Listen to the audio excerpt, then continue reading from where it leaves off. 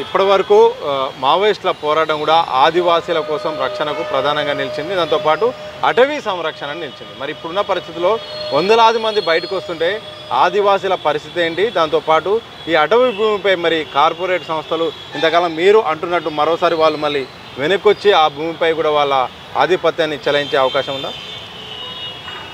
కేవలం ఛత్తీస్గఢ్లోనే 104 memorandum of అండర్స్టాండింగ్లు ఉన్నాయి. గుర్తుపెట్టుకొని 104 మెమరాండమ్ ఆఫ్ అండర్స్టాండింగ్లు సిద్ధంగా ఉన్నాయి. 12,000 కోట్ల విలువ చేస్తాయి ఆ మెమరాండమ్ ఆఫ్ అండర్స్టాండింగ్లు. నిజానికి వీళ్ళ మీద బీజేపీ ప్రభుత్వం మీద చాలా ఒత్తిడి ఉంది. ఆ కార్పొరేట్ శక్తుల వల్ల ఏంది 10 సంవత్సరాలు 14 సంవత్సరాలు అవుతున్నాయి ఎంఓయూలు ఏర్పాటు చేసుకొని ఇప్పటి వరకు మీరు మావోయిస్టులను తుదముట్టిస్తలేరు అని చెప్పి వాళ్ళ మీద తీవ్రమైన ఒత్తిడి ఉంది కనుక వీళ్ళను చంపేసే ప్రయత్నం చేస్తూ ఉన్నారు. అందుకే మళ్ళొకసారి చెప్తున్నాం, మేము మావోయిస్టులను తుదముట్టిస్తామని ఏ ప్రకటన చేస్తున్నామో ఒక్క కార్పొరేట్ సంస్థ కూడా అక్కడికి వెళ్లకుండా చూస్తామని ప్రకటన చేయండి చూద్దాం. మైనింగ్ను ఆపేస్తాం, పర్యావరణాన్ని కాపాడుతాం, రేపటి తరానికి సహజసిద్ధంగా ఏర్పడిన ఈ కొండలు గుట్టలు వాతావరణం పర్వతాలు చెట్లు రేపటి తరానికి మనం ఏదైనా పంచివ్వగలమా? ఆ చెట్లను నరికేసి అస్దేవడులు అని ఉన్నాయి. అస్దేవడులో లక్షలాది చెట్లు ఇప్పటికే నరికేశారు. గడ్చిలోల్లో 23 ఎకరాల భూమిని ఆదాని అంబానికి అప్పజెప్పారు. మొత్తం సర్వనాశనం చేసి చెట్లను అడవులను గుట్టలను నరికేసి ఆ భూతల్లి గర్భంలో ఉన్న ఆ మినరల్స్ను బయటికి తీస్తే నువ్వు చెప్తున్న అభివృద్ధి ఎక్కడ సాధ్యమవుతుంది? నువ్వు చెప్తున్న అభివృద్ధి మానవ హోమం చేసిన తర్వాత రేపటి తరానికి ఆక్సిజన్ కూడా దొరకని పరిస్థితులు మీరు కల్పిస్తున్నారు. ఆక్సిజన్ కరువైపోయే పరిస్థితులు ప్రజలు మేల్కొనాలి. ఇప్పటికైనా పర్యావరణం మావోయిస్టులకు ఏమవుతుంది అనేది పక్కకెట్టండి. 2 విషయాలు ఆలోచించండి. ఒకటి, ఆదివాసీలకు ఏమవుతుంది అని ఆలోచించండి. ఆదివాసీలే కదా అడవిని కాపాడుతుంది అని నమ్మండి. పర్యావరణం విధ్వంసానికి గురవుతుంది చూడండి. నీకు రేపటి నాడు సిలిండర్ పెట్టుకొని ఆక్సిజన్ దొరకక తిరగాల్సిన పరిస్థితులు వస్తాయి.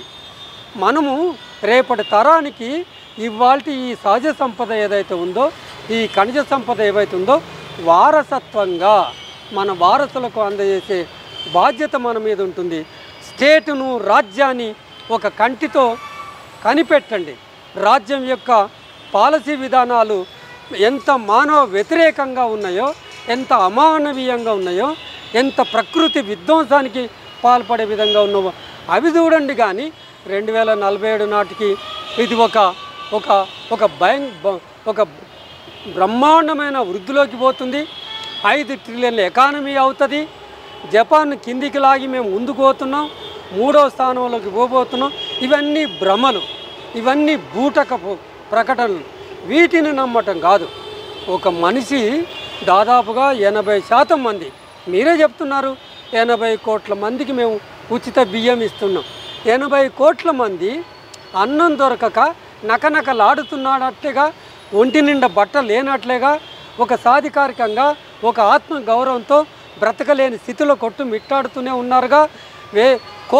కోట్ల యువత ఇవాళ ఉద్యోగాలు లేక, స్థిరమైన ఆదాయం లేక, నిరాశ నిస్పృహతో మిట్టాడుతున్నారు కదా. మీరు ఒక్కటే చూడండి.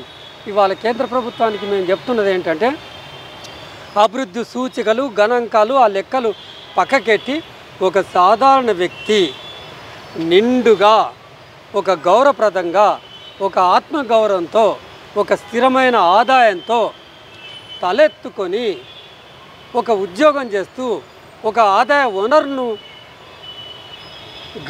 గడుస్తూ జీవనం సాగిస్తున్నాడా?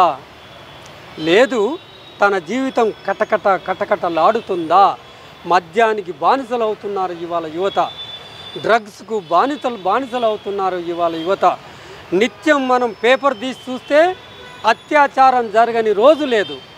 మెడికోలకు నిన్నగాక మొన్న అదే మళ్ళీ వెస్ట్ బెంగాల్లో అదే మళ్ళీ మెడికల్ డాక్టర్ మీద అత్యాచారం జరిగింది. ఎన్ని జరుగుతలేవు? ఎంత రైతులు ఎంతమంది ఆత్మహత్యలు చేసుకుంటలేరు, ఎంతమంది యువత ఉద్యోగాలు రాక జీవితం మీద విరక్తి చెంది ఎంతమంది ఆత్మహత్యలు చేసుకుంటారు. ఇవన్నీ పట్టవా మీకు? కేవలం మావోయిస్టులు మాత్రమే మీ దృష్టిలో ఉంటారా? మీరు సైద్ధాంతికంగా ఆర్ఎస్ఎస్ సిద్ధాంతాన్ని అమలుపరుస్తాను, గవర్నమెంట్ను అధికారాన్ని అడ్డం పెట్టుకొని అంటే నడవదు. ఆర్ఎస్ఎస్ సిద్ధాంతానికి కమ్యూనిస్టులు వ్యతిరేకం, మైనార్టీలు ముస్లింలు వ్యతిరేకం, క్రిస్టియన్లు వ్యతిరేకం. ఆ పాలసీలో భాగంగానే కమ్యూనిస్టులను తుదముట్టిస్తున్నారు. మీరు ప్రజాస్వామ్యబద్ధమైన, రాజ్యాంగబద్ధమైన, చట్టబద్ధమైన పాలన ఇప్పటికైనా ప్రజలకు హామీ ఇవ్వాల్సిన ఆవశ్యకత ఆసన్నమైందనేది గమనించండి. Thank you.